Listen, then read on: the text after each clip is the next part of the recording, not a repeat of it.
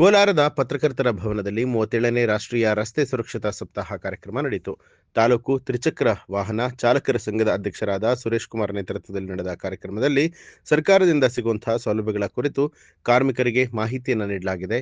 ಇನ್ನು ವಾಹನಗಳಿಗೆ ಕಡ್ಡಾಯವಾಗಿ ಇನ್ಶೂರೆನ್ಸ್ ಸೇರಿದಂತೆ ಇತ್ತೀಚೆಗೆ ನಡೀತಾ ಇರುವಂತಹ ಅಪಘಾತದ ಕುರಿತಾಗಿ ಚಾಲಕರಿಗೆ ಎಚ್ಚರಿಕೆ ವಹಿಸುವಂತೆ ತಿಳಿ ಹೇಳಲಾಯಿತು. ಇದೇ ವೇಳೆ ಕಾರ್ಮಿಕ ಇಲಾಖೆ ಜಿಲ್ಲಾಧಿಕಾರಿ ಆರ್ ವರಲಕ್ಷ್ಮಿ, ಅಪಘಾತದ ಸಮಯದಲ್ಲಿ 5 ಲಕ್ಷ ಸೇರಿದಂತೆ ಇನ್ನಿತರ ಸೌಲಭ್ಯಗಳನ್ನು ನೀಡಲಾಗುತ್ತೆ.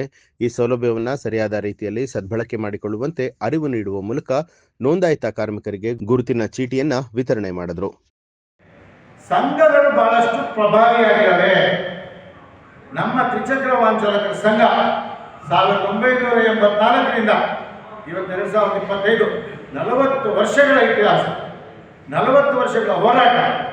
40 ವರ್ಷಗಳಲ್ಲಿ ಚಾಲಕರಿಗೆ ಡ್ರೈವಿಂಗ್ ಲೈಸೆನ್ಸ್ ಇರ್ಬೋದು, ಹೊಸ ವಾಹನಗಳನ್ನು ಕೊಡಿಸೋ ವ್ಯವಸ್ಥೆ ಇರ್ಬೋದು, ಅದೇ ರೀತಿ ಚಾಲಕನಿಗೆ ಏನಾದ್ರು ತೊಂದರೆ ಆದಾಗ ನಾವು ಅವರಿಗೆ ಪರಿಹಾರ ಕೊಡುವಂಥ ವ್ಯವಸ್ಥೆ ಇರ್ಬೋದು.